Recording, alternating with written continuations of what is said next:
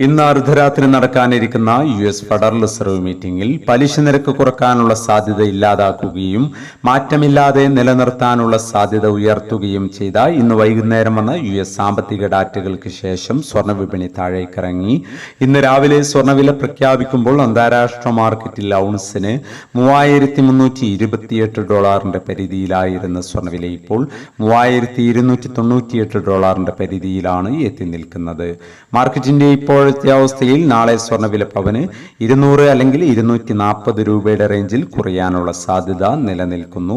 എന്നാൽ മാർക്കറ്റിൽ മാറ്റങ്ങൾക്ക് ഇനിയും സമയം ബാക്കിയാണ് എന്നുകൂടി ഓർമ്മപ്പെടുത്തുകയാണ്. എന്നിരുന്നാലും ഇന്ന് രാത്രിയിലെ മീറ്റിംഗിന് ശേഷം സ്വർണ്ണവില ഔൺസിന് $3,300 മുകളിലേക്ക് തിരിച്ചെത്താനുള്ള സാധ്യത നിലനിൽക്കുന്നു എന്ന് സൂചിപ്പിക്കുകയാണ്.